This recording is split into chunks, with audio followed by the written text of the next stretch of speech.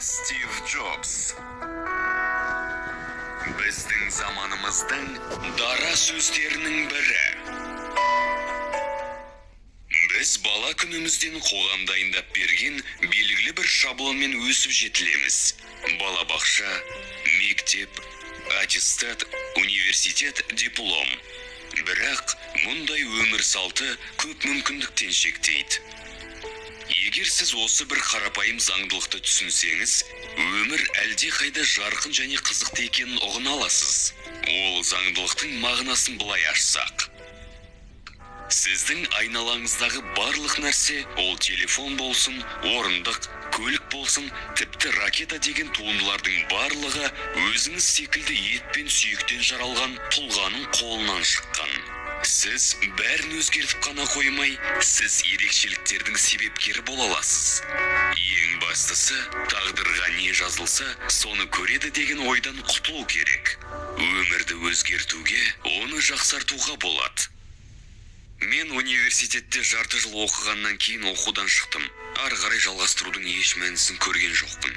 Мен не істегім келетінін білмедім. Тіпті оған университет қабырғасына жүріп те түсіну қиынға соқты. Басында қорқыныш сезімі болды. Бірақ қазір артқа қарасам, бұл менің өмірімдегі ең дұрыс шешім екенін түсінем. Егер мен университеттен сол мезетте шықпағанымда, мен ешқашан каллиграфия курсына жазылмас едім. Тіпті компьютерлерде қазіргідей таңғажайып графикаларды туындыра алмас едім. Тағдырға, өмірге, Құдайға сену керек. Бір кезде барлығы өз бабымен бола кетеді. Сол кезде жүрегіңізде от пайда болып, өміріңіз баяғыдай болмайды. Мен бақыттымын. Өзіме ұнайтын саламды 20 жасымда таптым. Мен алға жетелеген жалғыз ой, ол өз ісіме деген сүйіспеншілік. Сізге өзіңізге ұнайтын жұмысты табу керек. Сіздің жұмысыңыз өміріңіздің көп бөлігін толтырады. Өмірге шынымен риза болудың жалғыз жолы, ол сіз ұлы деп санайтын жұмысты жасау. Ұлы істі жасаудың жалғыз жолы жасап жатқан тірлігіңізді жақсы көру. Егер сіз әлі жақсы көретін жұмысыңызды таппаған болсаңыз, іздеуді жалғастырыңыз, тоқтамаңыз. Мен 17 жасымда мына бір цитатаға көзім шалып қалған болатын. Ол жерде былай делінген: егер сіз күн сайын осы күнім соңғы деп өмір сүрсеңіз, онда сіз күндердің бір күні өзіңіздің дұрыс өмір сүргеніңізді ұғасыз. Бұл сөздер маған қатты әсер етті.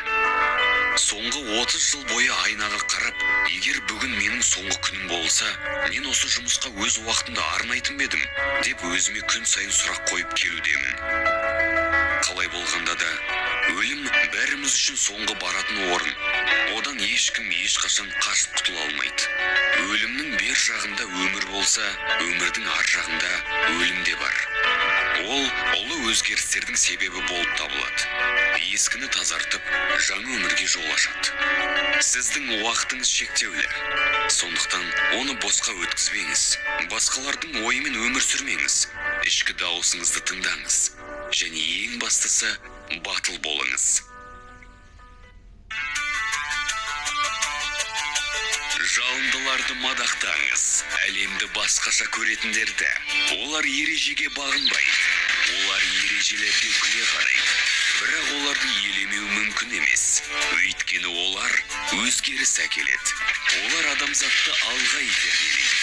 Мейлі біреулер ессіз десін, дегенмен де біз данышпан дейміз.